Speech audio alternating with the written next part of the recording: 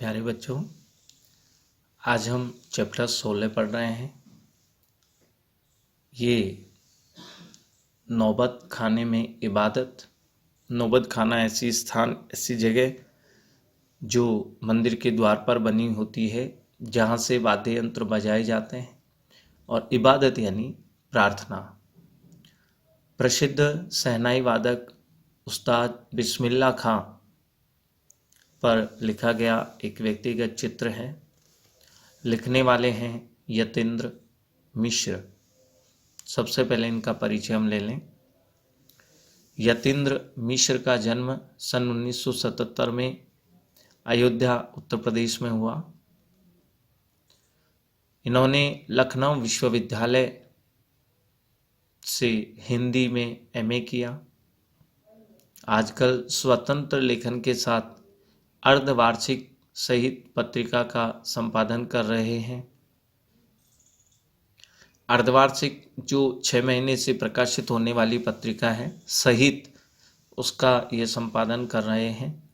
सन 1999 में साहित्य और कलाओं के संवर्धन और अनुशीलन के लिए एक सांस्कृतिक न्यास विमला देवी फाउंडेशन का भी ये संचालन कर रहे हैं, जिससे साहित्य और कला आगे बढ़े, उसका विकास हो।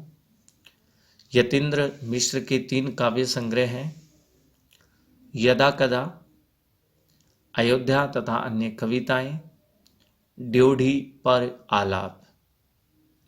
इसके अलावा भी शास्त्रीय गायिका गिरिजा देवी के जीवन और संगीत साधना पर एक पुस्तक इन्होंने गिरिजा नाम से लिखी है।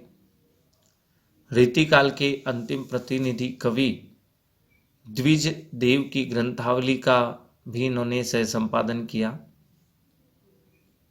कुंवर नारायण पर केंद्रित 2 पुस्तकों के अलावा स्पीक मेके के लिए भी विरासत 2001 के कार्यक्रम के लिए रूपांकर कलाओं पर केंद्रित थाती का इन्होंने संपादन किया है। युवा रचनाकार यतीन्द्र मिश्र को भारत भूषण अग्रवाल कविता सम्मान, हेमंत स्मृति कविता पुरस्कार, ऋतुराज सम्मान आदि कई पुरस्कार भी प्राप्त हो चुके हैं। कविता, संगीत एवं अन्य ललित कलाओं के साथ साथ समाज और संस्कृति के विभिन्न क्षेत्रों में भी इनकी गहरी रुचि रही है। अब हम इस पाठ का परिचय लेते हैं। नौबत खाने में इबादत। प्रसिद्ध शहनाई वादक उस्ताद बिस्मिल्लाह खां पर रोचक शैली में लिखा गया एक व्यक्ति चित्र है। यतीन्द्र मिश्र ने बिस्मिल्लाह खां का परिचय तो दिया ही, साथ ही उनकी रुचियों, उनके अंतर्मन की बुनावट, संगीत की साधना और लगन को संवेदनशील भाषा में यहाँ पर व्यक्त किया है। उन्होंने यह भी स्पष्ट किया है कि संगीत एक आराधना है, संगीत भी एक पूजा है, एक प्रार्थना है। इसका भी एक विधि विधान होता है, इसका भी शास्त्र है। इस शास्त्र से हमारे परिचय आवश्यक है। सिर्फ परिचय ही नहीं, उसका अभ्यास भी जरूरी है, और अभ्यास के लिए गुरु शिष्य परंपरा जरूरी है। पूर्ण तन्मयता भी जरूरी है, धैर्य भी जरूरी है, और मंथन भी जरूरी है। लगन और धैर्य बिस्मिल्लाह खां में रहा है, तभी 80 वर्ष की उम्र में भी उनकी साधना चलती रही है। यतीन्द्र मिश्र संगीत की शास्त्रीय परंपरा के गहरे जानकार भी हैं। इस पाठ में उनकी अनुगूंजें हैं, जो पाठ को बार बार पढ़ने के लिए आमंत्रित करती है।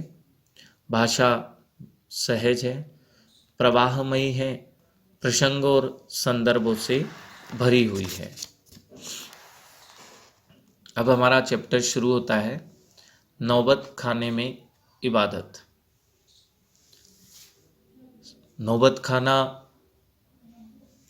द्वार पर ऐसा स्थान होता है जहाँ बैठ कर के वाद्य यंत्र बजाए जाते हैं।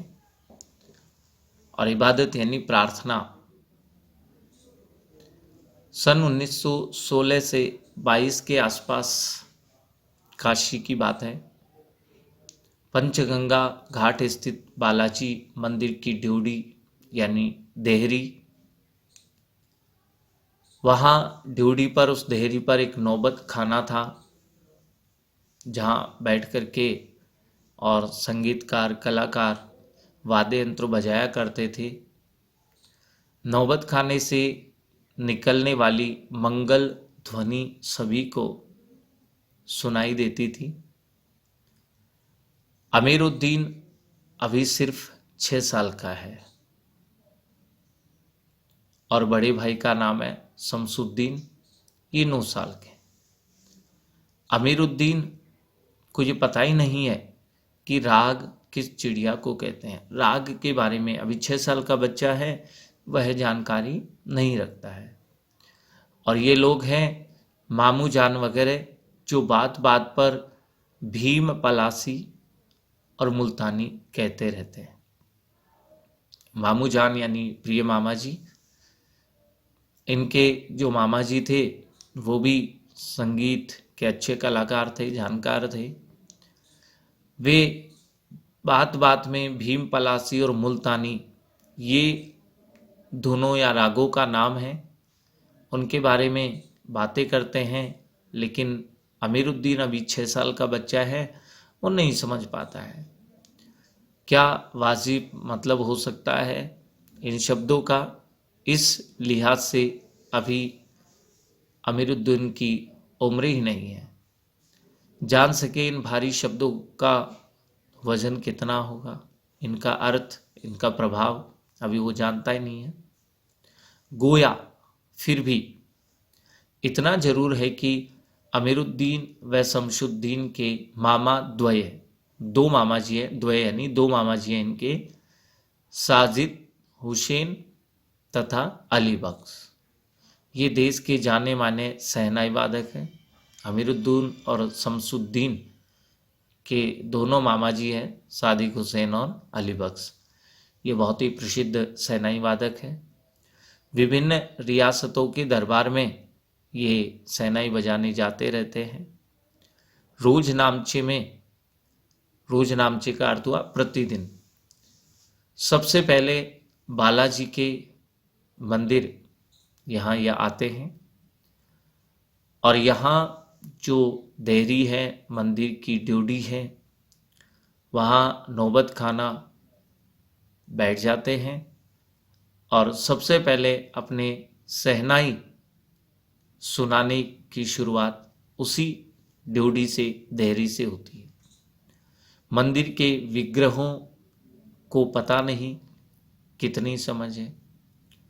मंदिर में जो और चीज़ें हैं और लोग हैं, मंदिर के जो सेवक है, जो कर्मचारी है, उनको पता ही नहीं है कि रोज बदल बदल करके मुल्तानी, कल्याण, ललित, कभी भैरव आदि रागों को वो सुनते रहते हैं, लेकिन वो समझ नहीं पाते हैं। ये खानदानी पैसा है अली बख्श के घर का। ये जो उसके मामा जी हैं अमीरुद्दीन और शमसुद्दीन के मामा जी हैं, इनका खानदानी पैसा ही यही है। उनके अब्बाजान भी यहीं ड्योढ़ी पर शहनाई बजाते हैं। इन दोनों बच्चों के जो अब्बा हैं वो भी यहीं पर शहनाई बजाते हैं। अमीरुद्दीन का जन्म डुमराव, बिहार के एक संगीत प्रेमी परिवार में हुआ। 5-6 वर्ष डुमराव में बिता करके नाना जी के घर आ गया और ननिहाल काशी में था। डुमराव का यह इतिहास में कोई स्थान बनता हो ऐसा नहीं लगा कभी भी। यानी डुमराव गांव बहुत ज़्यादा प्रसिद्ध नहीं था, इतिहास में बहुत ज़्यादा इसका उल्लेख नहीं मिलता हमें।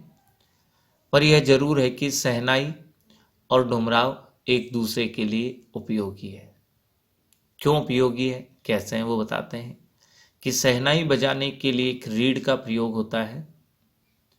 रीढ़ अंदर से पोली होती है जिसके सहारे शहनाई को फूंका जाता है। उसमें शहनाई में उसके सहारे से, रीढ़ के सहारे फूंक मारी जाती है। रीढ़, नरकट ये एक प्रकार के घास से बनाई जाती है जो डुमराव में मुख्यतः सोन नदी के किनारों पर ही पाई जाती है। जो भी बताया गया कि शहनाई और डुमराव एक दूसरे के लिए उपयोगी है, कि शहनाई बजाने के लिए रीढ़ चाहिए और रीढ़ के लिए जो एक प्रकार की घास है जिससे ये रीढ़ बनाई जा सकती है, वह डुमराव के पास सोम नदी के किनारों पर पाई जाती है। इसलिए इनमें घनिष्ठ संबंध है, दोनों एक दूसरे के लिए उपयोगी हैं।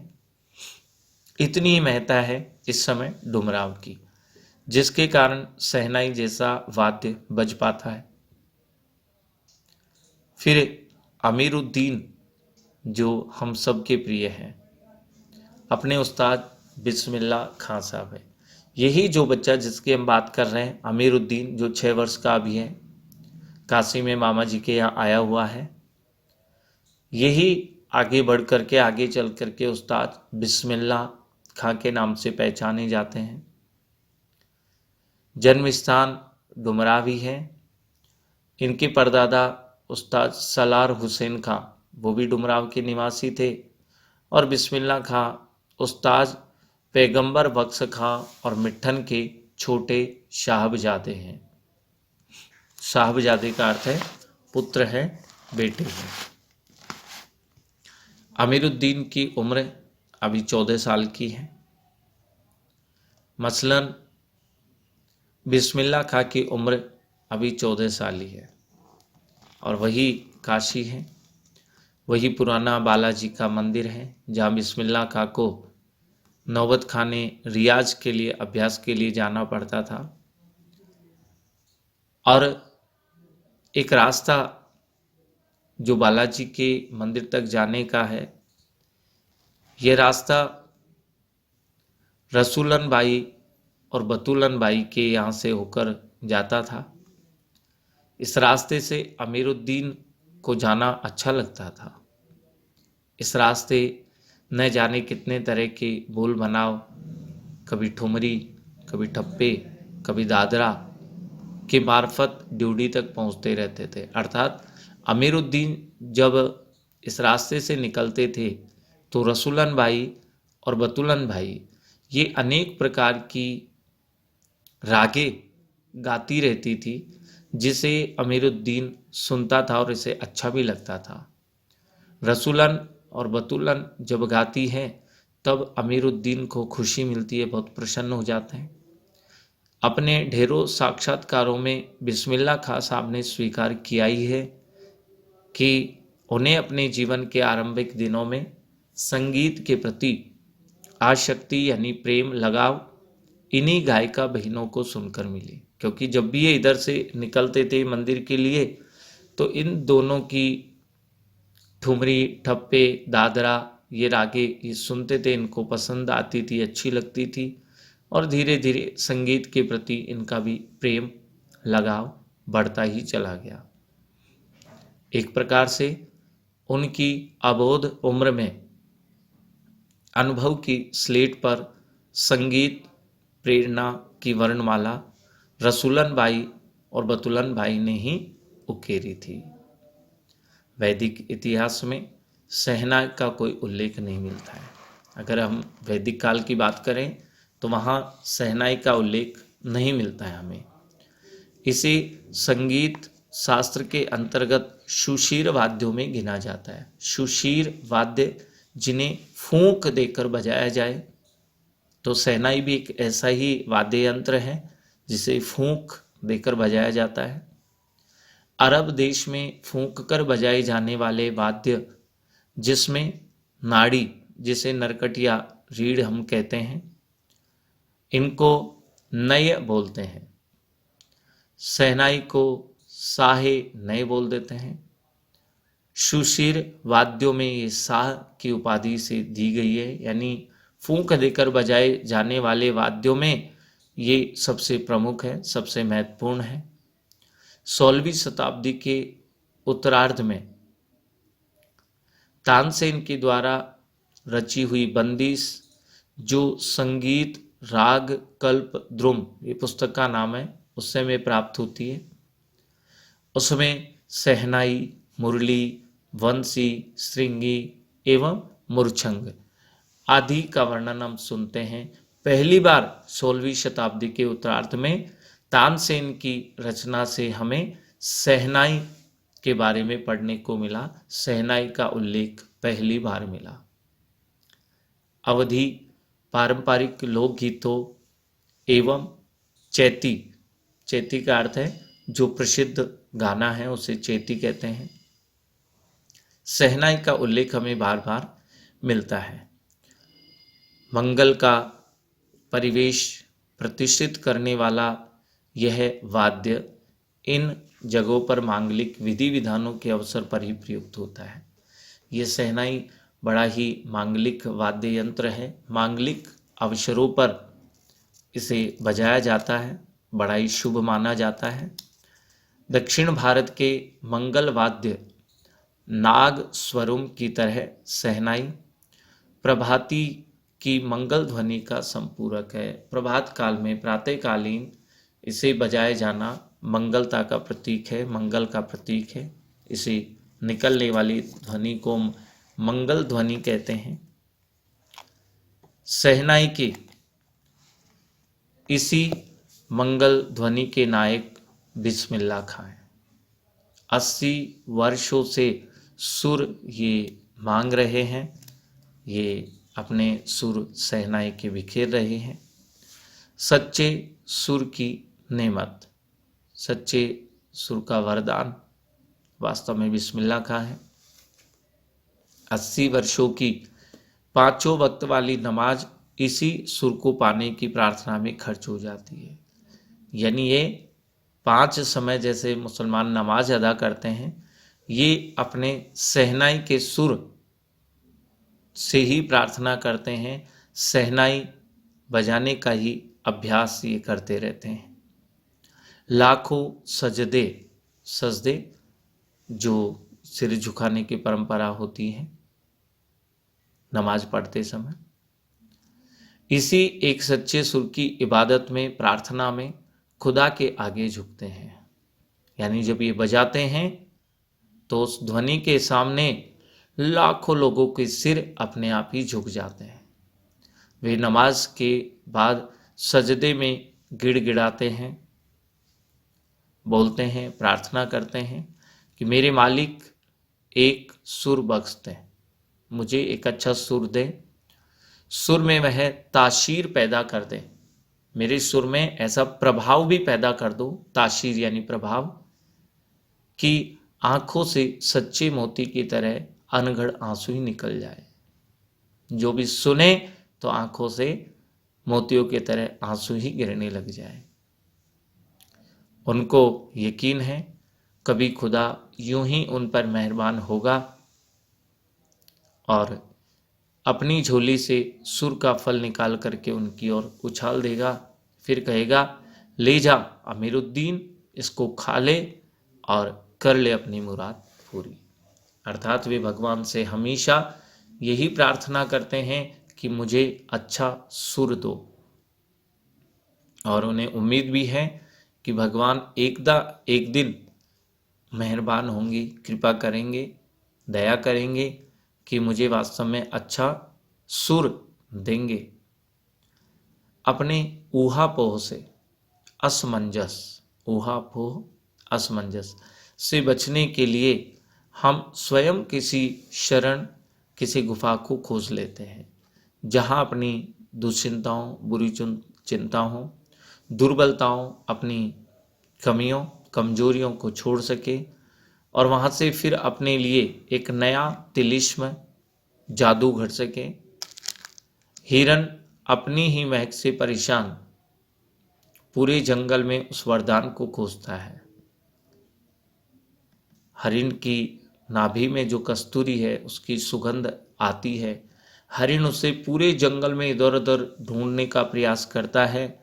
उसे पता ही नहीं होता कि उसकी स्वयं नाभि में से ही ये सुगंध आ रही है, वो इधर उधर खोजता रहता है।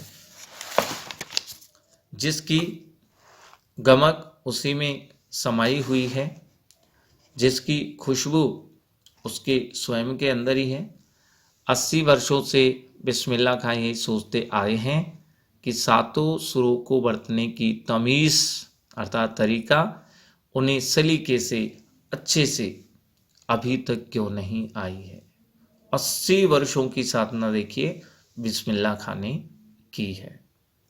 बिस्मिल्लाह खां और शहनाई के साथ जिस एक मुस्लिम पर्व का नाम जुड़ा हुआ है वह है मुहर्रम। जब मुहर्रम का महीना होता है, सिया मुसलमान हज़रत इमाम हुसैन और उनके कुछ वंशजों के प्रति अज़ादारी यानी शोक मनाते हैं। पूरे 10 दिनों का ये शोक होता है।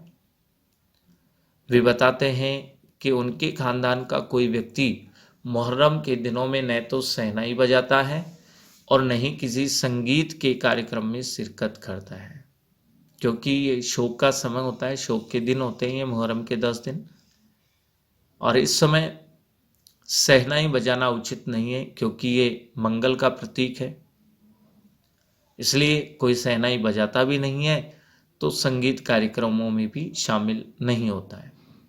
8वीं तारीख उनके लिए खास महत्व की है। इस दिन खान साहब खड़े होकर शहनाई बजाते हैं।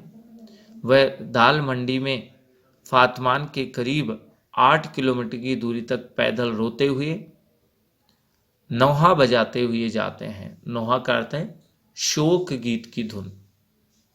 इस दिन कोई राग नहीं बजता है, मंगल राग नहीं बजती है। राग रागनियों की अदायगी का निषेध है इस दिन। ये 8वें दिन की बात हो रही है। उनकी आंखें इमाम हुसैन और उनके परिवार के लोगों की शहादत में नम रहती है। अज़ादारी होती रहती है। हजारों आंखें नम हो जाती हैं। 1000 वर्ष की परंपरा पुनर्जीवित हो जाती है। मुहर्रम संपन्न होता है। एक बड़े कलाकार का सहज मानवीय रूप ऐसे अवसर पर आसानी से दिख जाता है।